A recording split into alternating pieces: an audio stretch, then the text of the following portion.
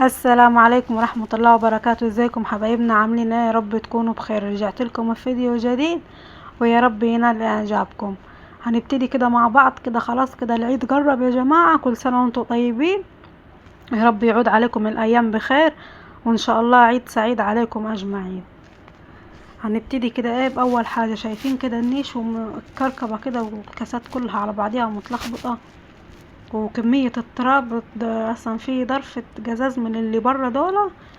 ناحية اتكسرت كده كلها، فالتراب كله دخل في الكاسات دي خلاها مش نظيفة، ولما كان مقفول كانت الكاسات زي ما هي الحاجة نظيفة من جوا.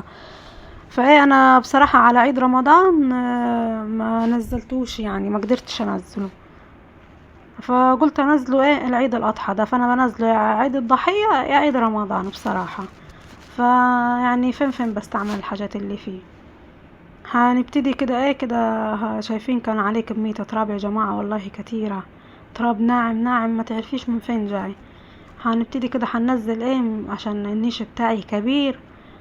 هو ضرفتين في النص وضرفة من هنا وضرفة من هنا، معرفش هما 3 كده ولا 3 ضرفة.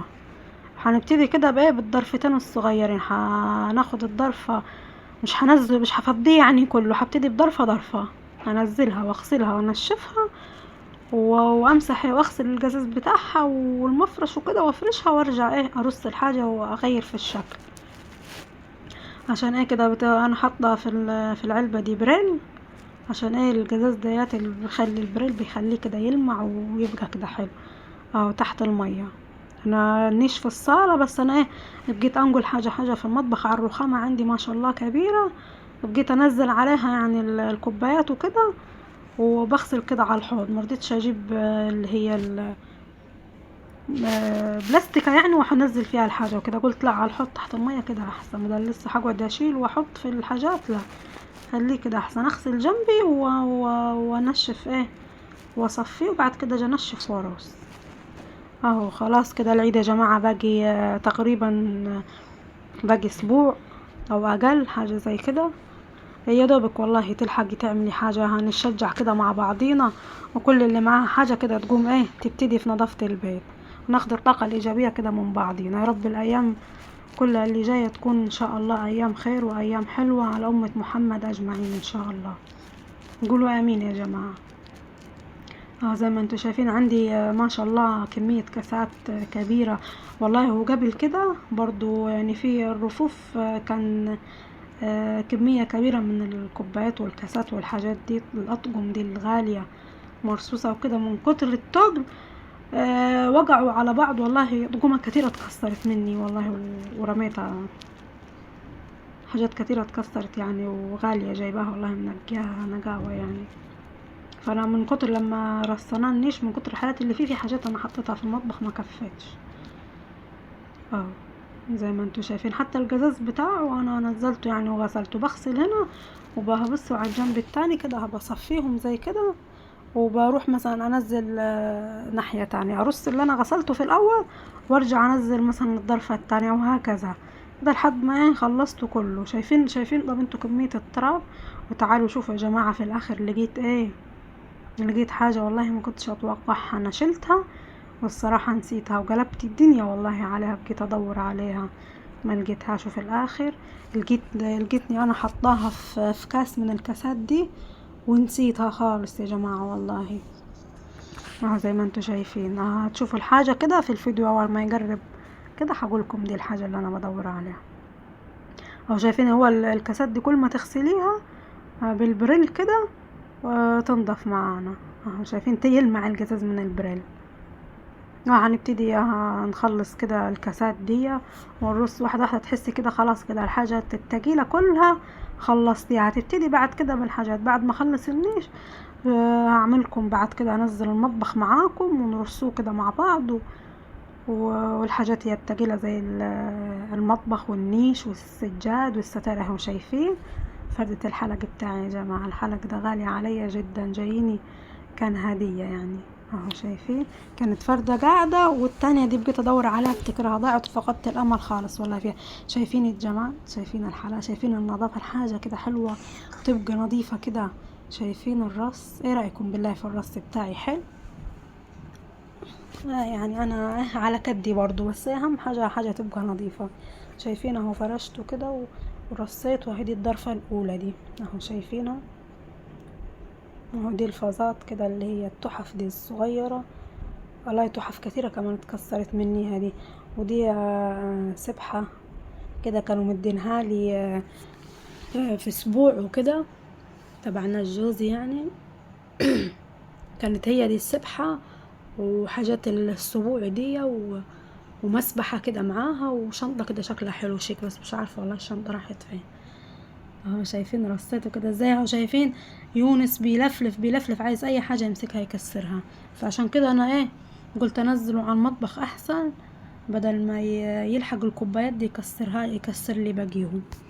اهو زي ما انتوا شايفين الضرفة بقت ازاي، حتى القزاز اللي بره ده لمعته برضو. وادي كده دخلنا كده على الضرفة الناحية التانية، واللي في النص دي الكبيرة هخليها اخر حاجة. اهو شايفين حتى القزاز، والله شايفين يا جماعة مترب ازاي. اهو كمية تراب بصوا ازاي. اهو حتى القزاز هجيب القزاز كده، بس تطلعيه يعني على مهلك القزاز، لانه بيبقى تقيل، واقل غلطة لو وقع منك بعد الشر يعني ممكن تتعوري منه. اهو هغسله كده واركنه على جنب. وخلي بالك لما تحطيه، خلي بالك عشان برضو لما بيبقى فيه مية بيتزحلق، ممكن يوقع يتكسر. هو انا كم مرة اصلا لوح الجهاز ده، والله يمكن 3 ولا 4 مرات، اللي هو الجزاز الرفوف اللي جوا دي في النيش انا بغيرها. من كام يوم برضو العيال بالكورة خبطوه، والله اتكسرت الضرفة من برا. اهو شايفين. وانا بفكر النيش ده اصلا الغيه واعمل لي اي حاجة مكانها في الصالة، مش عارفة ليه مش حابة. اهو شايفين. هغسل كده الضرفة دي كده التانية معاكم كله ده هغسله هنا، وهرصه كده على الناحية التانية.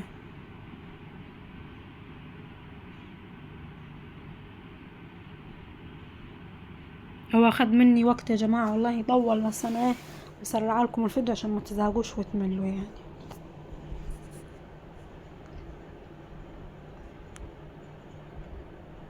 يا امتى الواحد دي بتاع الفوشيا دي تبع الركنية عندي في الاباليق دي اللي هي اللي بتنور، دي طلعتها وقلت اغسلها معي بالمرة عشان نركبها نظيفة.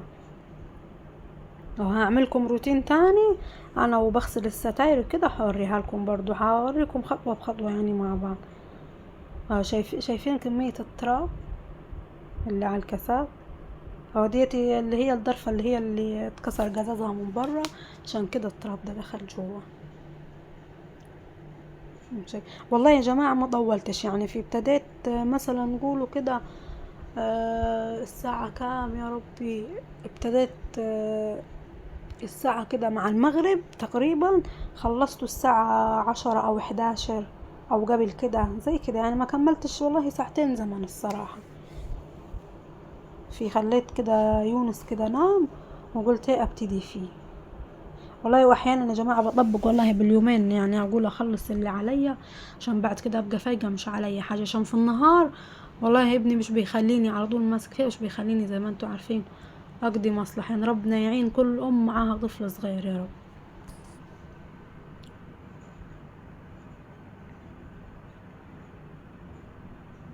هو شايفين الطقم العسلي ده، اهو شايفين كمية التراب اللي عليه الكاسات والكوبايات دي.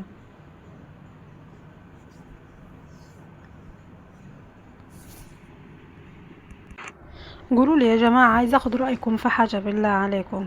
ايه رأيكم الرخامة المطبخ دي لو حبيت مثلا اجيب لها مفارش؟ قولوا لي تنصحوني بمفارش ايه اجيبها لها. انا جبت لها قبل كده النوع اللي هو اللزق ده، جربت كذا نوع الصراحة بس عذبني. بالعافية طلع من الرخام يعني، انا غسلته ونضفته واخدت يوم ما غسلتش في الحوض حاجة عشان المية تنشف خالص، وجيت بعد كده لسكته على طول، اخد وقت عايزة اضلعه مرضي بالعافية ان هو ضلع. وبتاع دياتي لو في انواع حلوة تقولولي عليها قولولي يعني، انا عايزة اغير من شكل الرخامة بتاعت المطبخ وكده. بصوا دخلنا كده على الضرفتين الكبار اللي في النيش. هنبتدي كده اول حاجة بها، شايفين الجزاز ده، باقي الجزاز اللي كان متكسر من الضرفة اللي برا، هي الضرفة المكسورة شايفينها. اهو تدخلي ايدك تطلع من الناحية التانية. شايفين ازاي اهي. والله كذا مرة اغيره الضرفة دي انا، بس هنقول يا ربنا يصلح حالك يا ادم. اهو شايفين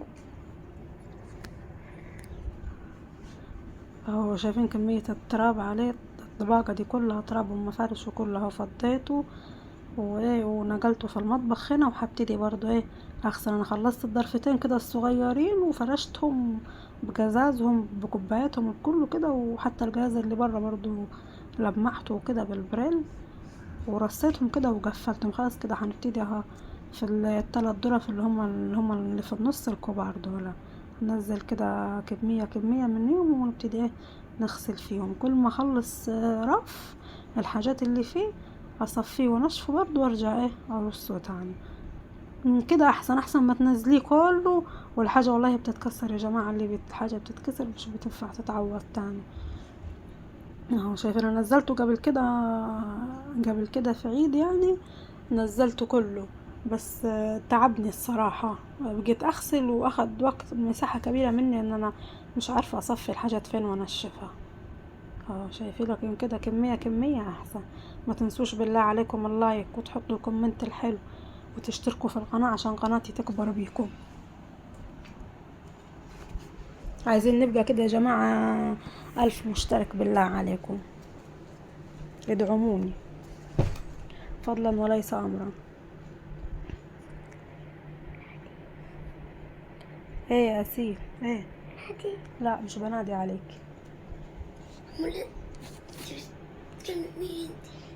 هكلم مين؟ بعمل فيديو اهو. شايفين هخلص الكمية كلها. معلش صوت عيالي ده في الفيديو اهم بيكلموني. خلص الكمية دي كده كلها مع بعض وحوريكم كده اخر ما اخلص. شايفين الجزاز في كل حتة، كنت خايفة والله اتعور منه، جزاز كتير اتكسر منه اهو. شايفين كده حوريكم كده. دي الضرفة الاولى اللي انا ابتديت بيها، هي كلها رصيتها كده، غسلتها ورصيتها بجزازها كله. شايفينها حتى الجزاز مبين البلاط فيها العاد. شايفين كده؟ ايه رايكم بالله في الرص بتاعي؟ حلو اهو. شايفين؟ وادي كده الضرفتين اللي هما الثلاث ظرف دولتهم نزلتهم برضو وغسلتهم كلهم. شايفين كده؟ ولا الاول بالله عليكم كان كله تراب هنا تحت. شايفين الرصه دي كده ازاي طقم العسلي اهو. شايفين الجمال؟ كل حاجه كده بقت تلمع، تمسك الكوبايه تشوفي وشك فيها اهو. شايفين؟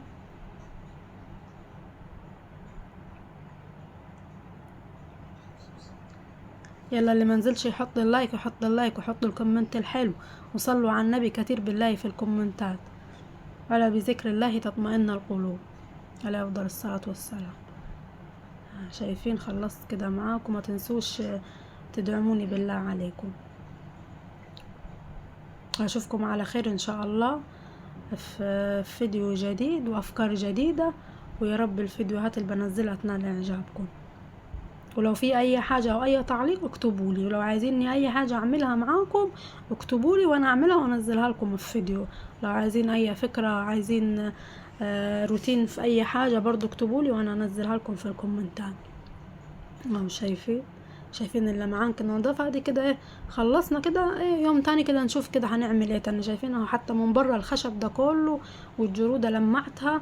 شايفين اللمعة ازاي اهو زي ما انتوا شايفين. اشوفكم على خير في فيديو جديد ومع السلامة. دمتم في امان.